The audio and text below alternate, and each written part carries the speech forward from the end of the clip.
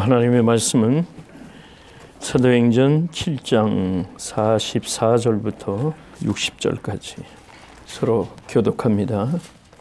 광야에서 우리 조상들에게 증거의 장막이 있었으니 이것은 모세에게 말씀하시니가 명하사 저가 본 그 식대로 만들게 하신 것이라. 우리 조상들이 그것을 받아 하나님이 저희 앞에서 쫓아내신 이 가나안의 땅을 점령할 때 여호수아와 함께 가지고 들어가서 다윗에게까지 이르니라. 다윗이 하나님 앞에서 은혜를 받아 야곱의 집을 위하여 하나님의 처소를 준비케 하여 달라 하더니 솔로몬이 그를 위하여 집을 지었느니라. 그러나 높으신 이는 손으로 지은 곳에 계시지 아니하시나니 선지자의 말한 바 주께서 가라사대 하늘은 나의 보좌요 땅은 나의 발등상이니 너희가 나를 위하여 무슨 집을 짓겠으며 나의 안식할 처소가 어디며 이 모든 것이 다 내 손으로 지은 것이 아니냐 함과 같으니라. 목이 높고 마음과 기대에 하려고 하지 못한 사람들아 너희가 항상 성령을 벗어서 너희 조상과 같이 너희로 하느라. 너희 조상들은 선지자 중에 누구를 핍박지 아니하였느냐? 의인이 오시리라 예고한 자들을 저희가 죽였고 이제 너희는 그 의인을 잡아준 자여 살인한 자가 되나니 너희가 천사의 전한 예고를 받고도 지키지 아니하였도다 하니라. 저희가 이 말을 듣고 마음에 찔려 저희를 향하여 이를 갈거늘 스데반이 성령이 충만하여 하늘을 우러러 주목하여 하나님의 영광과 및 예수께서 하나님 우편에 서신 것을 보고 말하되 보라 하늘이 열리고 인자가 하나님 우편에 서신 것을 보노라 한데 저희가 큰 소리를 지르며 귀를 막고 일심으로 그에게 달려들어 성 밖에 내치고 돌로 칠세 증인들이 옷을 벗어 사울이라 하는 청년의 발 앞에 드니라. 저희가 돌로 스데반을 치니 스데반이 부르짖어 가로되 주 예수여 내 영혼을 받으시옵소서 하고 무릎을 꿇고 크게 불러 가로되 주여 이 죄를 저들에게 돌리지 마옵소서. 이 말을 하고 자니라. 아멘. 우리 믿는 사람들은 예수의 증인이 되는 겁니다. 그래서 이 세상 삶은 오늘 사는 삶이 이 자체가 예수님의 증인된 삶으로 우리가 지금 살아가고 있습니다. 오늘 우리가 스데반에 대한 이야기를 계속해서 공부하고 있습니다. 이 스데반은 순교자였습니다. 그래서 오늘은 이 순교자의 삶을 우리가 보면서 우리의 삶이 어떤 가치를 가지고 살아야 되나, 개인적인 삶이 있고 또 가치를 가지고 하나님의 사랑 증인된 삶으로 이렇게 나누어서 살펴보도록 하겠습니다. 오늘 본문에 보면은 모세의 이야기부터 쭉 나와서 왜 이 스데반이 말씀을 증거할 때 그 당시에 유대인들 또는 종교가들이 왜 이 스데반 말을 듣지 않고 모세의 율법을 어겼느냐 이렇게 차이가 나느냐 하면은 그 구약에서는 광야에서 장막 안에 성전으로 그 휘장을 두르고 거기에서 섬길 때에 그 성전 그 자체를 가지고 이 사람들은 상당히 중요하게 여겼던 거예요. 그러나 신약에 와서는 성전이 허물어지고 이제는 그 성전에 계신 하나님만이 아니고 이 하나님이 천지를 하감하시면서 세계의 많은 곳에 있는 곳에 예배드리는 그곳에 이제 우리 예수님 또 하나님의 그 성령이 함께 하심으로 인하여 그 자체가 예배요. 거기서 교회라고 하는 것이 성립된다 하는 것을 가르쳐주는 그러한 귀중한 시간을 스데반이 보내고 있습니다.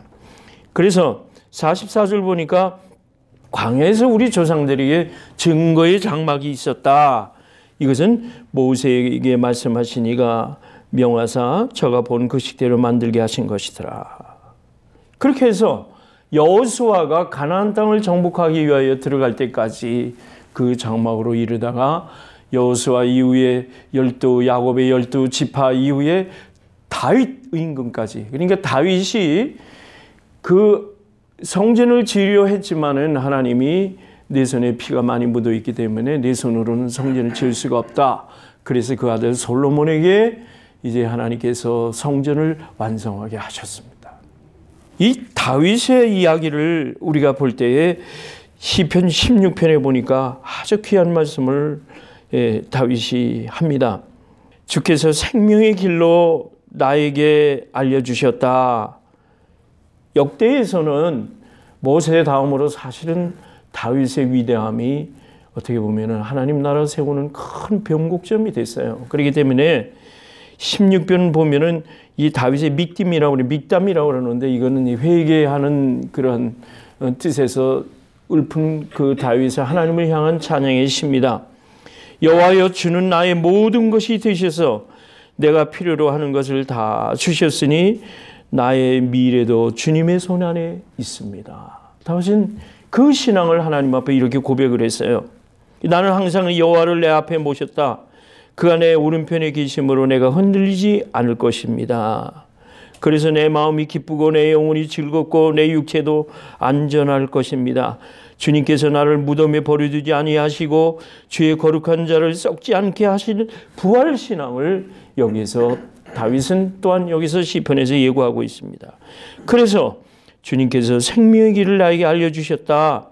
주가 계신 곳에는 기쁨이 충만하고 영원한 즐거움이 있을 것입니다. 다윗은 이렇게 하나님을 향하여 고백의 시를 드렸던 겁니다. 20편에 가니까 또 그런 말이 내 마음의 소원을 들어주시고 너의 모든 계획을 하나님은 이루어 주실 것이다. 그래서 이 땅에 우리가 살아가는 것은 하나님께서 여러분을 택하여 불러 세우셔서 이곳까지 인도하시고 지금 살아가게 하시고 부활의 신앙으로 여러분이 기대하고 계신 겁니다.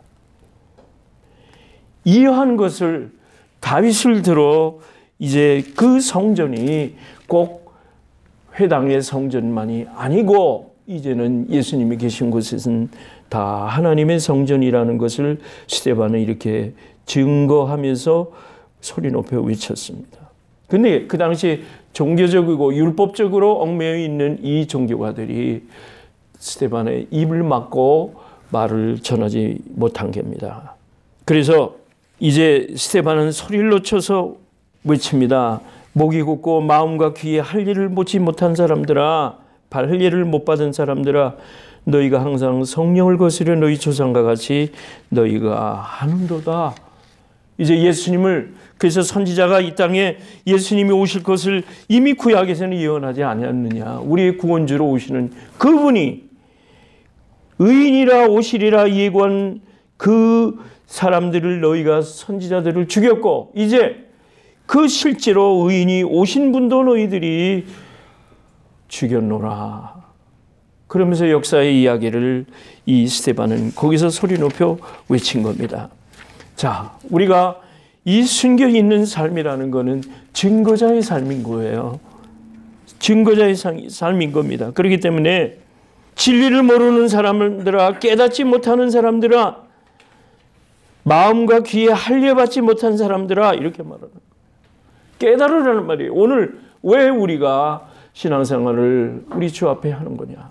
단지 예배를 드리기 위함이 아니라 우리 하나님 앞에 택함을 받아서 오늘 하나님의 자녀라 일컬은 사람들이 하나님을 섬기고 하나님께 경배한다 이거죠.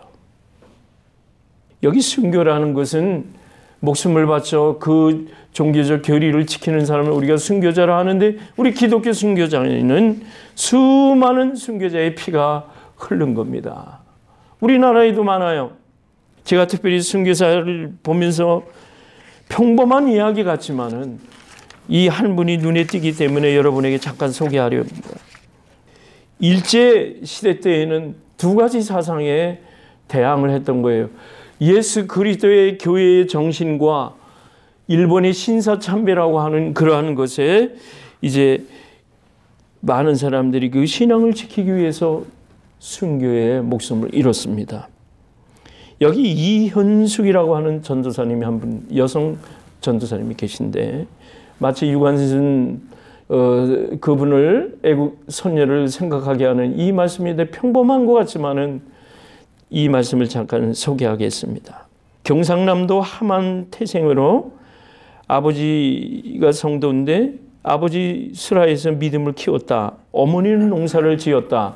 그런데 가을 추수기에는 가족들이 논에 나가서 그 논 가운데 제일 잘된 그러한 논에서 추수한 것을 가지고 11조와 감사헌금으로 바치고 가정보다 교회를 소중히 여겼다. 이 말은 가정을 소홀히 했다는 말이 아니에요. 먼저 하나님 나라를, 하나님 의를 구하는 자에게는 그 나머지도 다 잘되게 돼 있는 겁니다. 그런 이분법으로 해석을 하면 안 돼요.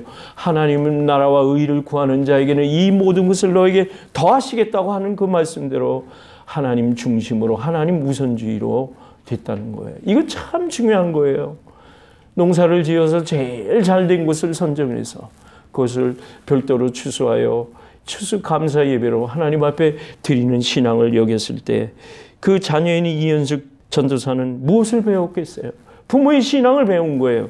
그래서 이제 교육자가 되겠다 하는 뜻을 품고 평양신학교에 입학을 했어요. 그 1년을 공부하고 자기 고향으로 왔습니다. 경남노회 전도사로 위임을 받아서 자기 고향의 교회를 섬기다가 최상림 목사 등과 함께 신사참배 반대 운동을 벌이다가 일본 경찰에 구속이 됐습니다. 경찰이 얘기합니다. 너같이 똑똑하고 장래 유망한 청년이 왜 예수 교회에 붙잡혀 대일본 제국의 정책인 신사참배를 반대하여 값없는 죽음을 하려느냐고 질문했습니다. 이때 이현숙 전도사는 대답합니다. 하나님은 진리의 창조주요, 천지의 창조주요 진리이신데 일본 천황도 하나님의 창조한 인간이라 하나님 한 분 외에는 누구에게도 절할 수 없음이 기독교의 제일 계명이다. 나의 신앙의 절개는 사람의 힘으로 막을 수 없다고 강경히 부인했습니다. 그래서 이 경찰이 본거지인 평양으로 이송을 했습니다. 구속을 해서. 거기서도 다른 목사는 다 수긍을 하는데 너같이 장래가 유망한 젊은 전도사가 왜 죽음을 자처하느냐 하면서 공갈, 위협 또 회유를 했지만은 끝내 거부하여 더욱 악형을 가하여 그 자리에서 죽게 됐습니다. 석방했는데 이제 이는 그 석방길로 고문 상처의 중태로 희생하지 못하고 죽고 말았습니다. 청춘을 신앙의 절개를 위해 하나님께 바쳤다는 거예요. 청춘을 바쳤다는데 굉장한 신앙의 절개를 지켰다는 거예요.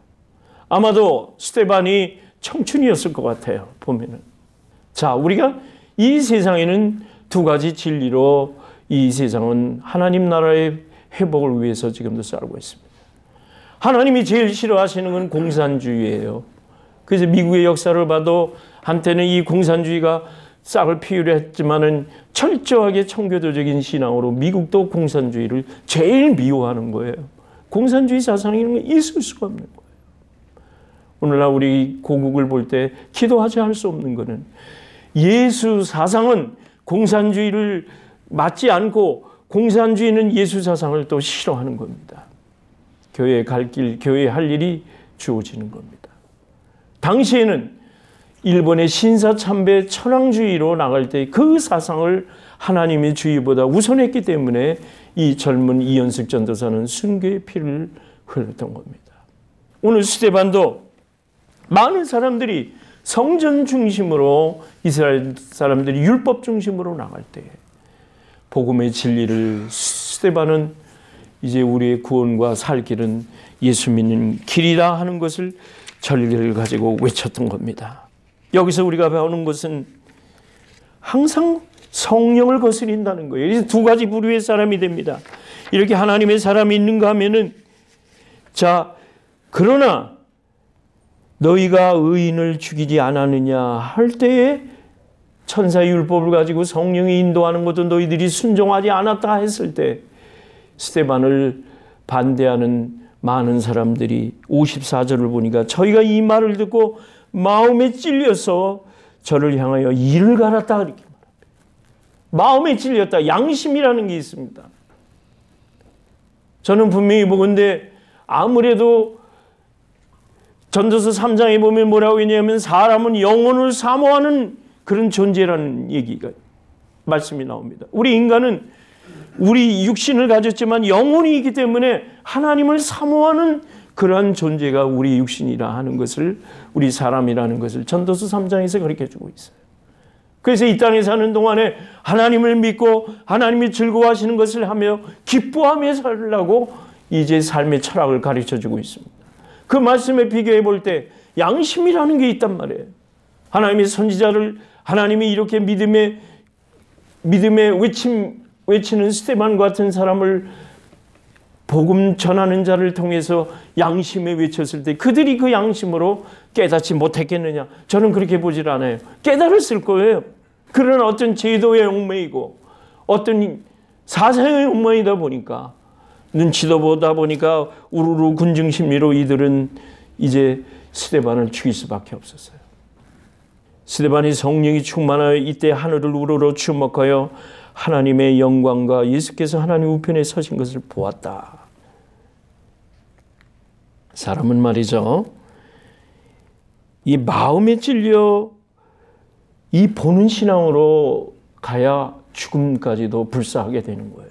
스데반이 예수님이 앉아 계신 것이 아니라 서서 하나님 우편에 서서 많은 사람들을 천국으로 환영하는 모습을 보았다는 거예요. 성령을 보내주셔서 이 땅에 서는 성도들이 바로 살아갈 수 있도록 성령이 공급하시는 그런 모습을 스데반은 보았다는 거예요. 하나님을 바라본 스데반은 어찌 죽음까지 두려워했겠느냐 말이죠. 얼마나 인간이 사악하고 약하냐면은 존 스타인백이라고 하는 분노의 포도라는 소설을 쓴 미국의 위대한 작가가 있어요. 그 배경이 어디냐면 분노의 포도는 여기 어디입니까? 저 농사 많이 짓는데, 네, 프레즈노 그 근방에서 실제 살았던 사람이에요. 근데 이 사람이 이 분노의 포도를 저는 상당히 그 서부 개척사로 아주 재밌게 읽어봤었는데, 이제 그 끝은 뭐냐면 여성이 남성보다 강하다 그런 얘기예요. 여성이 남성보다 강하다는 것을 아주 실제적으로 거기서 보여준 그 어떤 흐르는 모성애를 표현하는 것을 보았습니다. 그런데 이분이 지은 책 중에 그 진주라고 하는 어떤 중편 소설이 하나 있었어요. 근데 그거를 읽어보니까 이 중편 소설에 키노하고 조안나라고 하는 부부가 있습니다. 근데 이 사람은 뭐 하는 사람이면 바닷가에서 그 진주를 캐서 먹고 사는 사람이었어요. 근데 한 번은 큰 진주를, 정말 감 나가는 진주를 바닷가에서 잡았어요. 이제 발견해가지고 가져왔더니 보물이 왔다는 것을 알고 온 마을 사람들이 이 키노의 집에 기웃거립니다. 여기 이제 인간의 더러운 모습이 나와요. 의사는 이제 건강을 보호해 준다는 게 아니라 오히려 병을 더 만들어줘요, 의사가. 그래서 그 의사가 가면서 돈을, 전체 의사를 내가 폄하하고자 하는 얘기는 아니지만은 이 아주 몰상식한 의사는 그 병을 고쳐주러 간 것이 아니라 오히려 그 병을 더 늘려주는 일을 합니다. 또 어떤 장사꾼은 와서, 협잡꾼은 와가지고 공갈을 치고 위협하고 이 진주를 비싸게 팔아주겠다고 와서 이제 자꾸 회유를 합니다. 어떤 때는 강도가 들어와서 그 진주를 훔쳐가려고 들어왔을 때 키노는 격투를 벌이게 됩니다. 가만히 생각해 보니까 이 부부는 나중에 이 진주 하나를 캐가지고 들어옴으로 인하여 우리 집에 화를 자꾸 들이는 것 같아요. 그래서 둘은 아무 소리 하지 아니하고 이 진주를 가지고 도로 나가서 그 바다에 던져버렸다는 얘기입니다. 여러분, 세상의 재물과 세상의 명예는 아무것도 아니라는 거예요. 여기 스데반이 저 천상에 계신 보좌 우편에 계신 예수님을 만남으로 인하여 그는 가장 귀한 진주가 뭐라는 걸 알았다는 거예요. 그래서 실제 눈에 보인 대로 이야기합니다. 하늘이 열리고 인자가 하나님 우편에 서신 것을 내가 지금 보고 있노라. 많은 사람이 증거를 합니다. 다른 사람들도 하나님 우편에 예수님이 계신 것을 보지는 못합니다. 이제 스데반은 이제는 거기서 죽음으로 순교를 당할 때 그것을 여러 사람한테 외칩니다. 보는 대로 얘기합니다. 저희가 큰 소리를 지르고 귀를 막고 일심으로 그에게 달려들어야 돼요. 성낸 사람들은 왜 귀를 막고 나가는지 모르겠어요. 귀 막고 소리 지르고 그리고 나가서 이제 복수와 증오심으로 그 양심을 이기려 드는 그러한 일 같아요. 그래서 돌로 당시에는 율법 보면은 잘못하는 자들에게는 전부 돌로 치게 돼 있습니다. 율법에 의해 이제 돌을 가지고 스데반을 칩니다. 증인들이 옷을 벗어 사울이라 하는 청년의 발 앞에 두었다는 겁니다. 저희가 돌로 스데반을 치니 스데반이 부르짖어 가로되 예수님 내 영혼을 받아주십시오 하고 무릎을 꿇고 또 한 가지를 합니다. 사랑의 표현을 합니다. 이 죄를 저들에게 돌리지 말아 주십시오. 스데반은 순교하면서까지도 사랑을 표현합니다. 여러분, 육신을 죽인다 해도 그 영혼은 죽일 수 없는 겁니다. 역사라고 하는 것은 다시 반복되는 것이라 이렇게 전도서에는 얘기를 하고 있어요. 역사는 반복이 되어가지만은 그 반복하는 속에 하나님이 의도하신 역사는 거대한 역사는 흘러가고 있는 겁니다. 이때 영혼을 죽이지 못하는 사람들이 그러할지라도 스데반은 예수님을 발견하고 예수님을 바라보고 그는 소리 질러 하나님께 기도하는 모습으로 갔습니다. 끝까지 저들의 죄를 용서해달라. 그는 자비로운 마음으로 하나님께 기도하고 왔습니다. 여러분, 여기서 우리가 큰 교훈을 얻는 것은 역사가 흘러도 이제 하나님은 그 스데반의 죽음으로 인하여 사울이라는 청년을 여기서 만나게 돼요. 사울이 그 벗어든 옷을 증거자 삼아서 그 있던 사울이를 하나님은 다메섹 도상에서 그 사울을 회개시켜 이제 스데반을 통하여 이 초대교회가 열어가는 일에 그 사울이라는 사람을 거기서 감동을 갖고 불러셨다는 거예요. 오늘 순교를 하더라도 다음의 역사는 하나님께서 또 하나님의 방법으로 이끌어 가신다는 역사를 저희들이 되돌아봅니다. 오늘 우리 순교자의 마음이 어떤 마음입니까? 요한복음 15장 16절에 있는 말씀대로 하나님의 택함을 받은 것은 열매를 맺기 위함이라면 여러분이 예수님의 증인이 돼서 그 열매가 항상 있도록 하기 위해서 스데반은 순교로 증인이 되었지만은 생활 속에서 여러분이 순교하는 마음으로 생활이 예수 그리스도인이 되어지시기를 주님의 이름으로 축원합니다. 이 땅에는 예수님의 복음이 아직도 전파되어 있고 땅 끝까지 이르러 복음이 증거되기까지는 이 땅에는 우리 하나님이 이 땅 위에서 여러분을 보호하실 것이고 장차 예수님이 다시 오셔 세상을 하나님의 나라로 바꾸실 때는 여러분들을 전부 천상으로 가셔서 변형된 모습으로 하늘나라의 시민 되게 만드신다는 것이 고린도서에서 나온 해설입니다. 사랑하는 여러분, 우리는 죽어도 또 살아 지금 있어도 스데반과 같은 그런 순교하는 마음으로 살되 우린 천국의 시민권이라는 것을 아시고 소망을 가지시고 오늘을 기쁘게 순교하는 마음으로 스데반의 신앙을 본받으시기를 바랍니다. 기도합니다.